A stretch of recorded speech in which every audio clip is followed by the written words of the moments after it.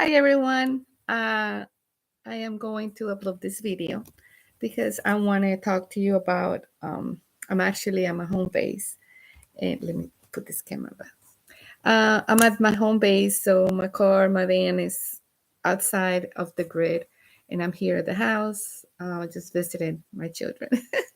So I wanted to talk to you about discharging my van, how I did it. I haven't posted a lot of videos on that, but I'd like to tell you how the process of doing it. If you don't know um, by now, is that you have by your birth certificate and your social security, you have a trust, um, and there's a lot of money in there. Um, but I don't want to give you the lesson and all that. I just want to tell you the process that I did. So I think in one of my videos I told you how when you went and got that car and signed the contract at the dealership, you actually gave what is called a promissory note. A promissory note is promised to pay at a later date. So what the dealership did right there, they went ahead and got it, and then they sold it to the DMV, and then they sold it to the loan company. It's not really a company, but we just call it a loan company, just for the sake of the conversation. So if you understand that process, what happens is that they write bonds on that promissory note. So two kinds of bonds. Uh, the loan company writes and the DMV. Not sure about the dealership, but the DMV, when you register or they give you the registration of the car, they write bonds, two kinds of bonds. And then the loan company does the same thing. So I tried many things at the beginning when I bought my car, but I was, it didn't get me anywhere. I mean, it did give me, kind of push a little bit the envelope, but it really did not discharge the debt. So, because let's talk about the bonds that they write with the loan company. In my case, it was Santander, Consumer USA, and that I got a loan. Like I said in my other videos, I did not bought the car thinking that I was going to discharge it this way. I just knew like a year ago all this information, but I just needed a car. And I thought, I'm just going to try because I know the car is paid for because the minute you write the promissory note, it's paid for because they take it out of your trust. Um, and so I knew that part. So I thought, I'm just, this is nothing that is not illegal, anything that is like a lot of people say, well, you kind of just did fraud. No, no, no, no, no. If you don't understand what I'm talking about, then maybe this is not the video for you, because once you understand that, then you can just pretty much life changes after that. So the way I did it was they, the loan company, Santander, write bonds, two kinds of bonds, about a performance bond and a payment bond. So they write the performance bond is the one that is marketable. I mean, they sell it in the market, and they make a lot of money of that. And then the non-marketable, it's the payment bond. So the way to discharge it, that is something legal, is something that, like I said, they know what they're doing. So the way I did it was liquidating the bonds. So I liquidated the bonds, and there's a process for it. It's not as easy as it sounds, but it's things that you need to do and file some forms. So what I did first is to file my UCC. Okay, my UCC, not with the state, but I did it privately because I'm also a private banker, and I'm also uh, I'm a private banker. I'm maybe not. In another video, I'll tell you the other uh, things that I have, but I'm a private banker. So with my private bank EIN, I can do many things, and that's totally legal. So what I did, I did my non-UCC statement, and then you filled out 4 forms, which is the SF 30, SF 1414, SF, which stands for uh, what's the name of it? Gosh, it's flew my mind. But SF standard form. A standard form 30, a standard for 1414, a standard for 1416, and 1418. What are those forms?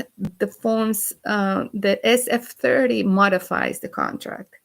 You modify the contract to your benefit, to how you want it, and the other forms do something a little bit different. But what I'm trying to say is that you liquidate those bonds, and then once you liquidate the bonds, then your car is paid for. I mean, it's already paid for. But the loan companies are gonna make it. Oh yeah, we're gonna repossess your car because you're not doing payments. I have not done any payments on my car. Not like I said, I did not get that. I did not get let me get this off. I did not get the car to do this. I just had like a year worth of information. And so if you want to learn how to fill these forms and how to do it, it's not as easy as it sounds, because understand that I am going to the private. I do not want to be in the public things anymore. So I'm going into the private. That's something I've been working on for like about a year, a little more than a year. So if you need any help on how to fill those forms, just write me an email and I will let you know. I mean, I do this for free, and how to discharge it is just a wonderful thing, because the loan companies, so-called loan companies, that they're not really loan companies, um, they're working on with fraud. They're fraudulent. So that's how I discharge my debt. And what they do after you send all this this paper, you will not send it to where you usually do your payment. You send it to the corporate headquarters office. They know what they're doing. I did a lot of things before I discharged it, but that's how I did it. And if you need more information on how to fill the forms, how to do the non-UCC statement, and how to fill out the forms to liquidate the bonds, because I don't know if you know this, but every time you go into a contract with a credit card, your driver's license, when you register your car, they write bonds for 2 kinds of bonds: performance bond and payment bonds. And when you go to court, if you have a court case or whatever, 3 type of bonds. So they added a little bit, another one at the courts, which is the what's the other one? Appearance bond. When you appear in court, they write a bond. But that's another topic. But if you like to, like I said, if you like me to guide you through this process of discharging your debt, discharging your van, you already paid for it, but we just call it discharging for now. So I just want everybody to know that this is possible. You don't need to be making payments, because if you make payments, you are paying twice, because what you get in the mail is not a bill. It is actually your securities. They're securities. So you're not supposed to send a check. You're paying it twice because it is a check what you get in the mail. But that's another topic. And I just want you to feel confident with this process. and you can get a really nice van. And like I said, I if you go into the dealership thinking, well, I'm going to discharge it, I'm just going to get the biggest one. No, no, that's not the purpose of this.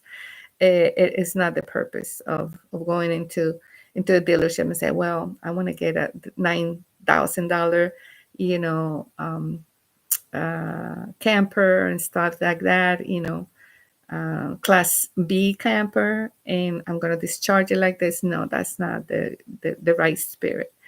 It's just that this video is for people that already, I mean, you could do it, but this video, it's about you already having that debt and how to discharge it, because I know a lot of you are in a fixed budget, and you want to know how not to have this payment anymore. So this is how you discharge it. If you want more information, please write to my email. I will be happy to share my story and share how I did it. So thank you for watching. I'm just gonna leave it here. I'm going to my email will be in the description box. So you write to me, and I will, guide you step by step.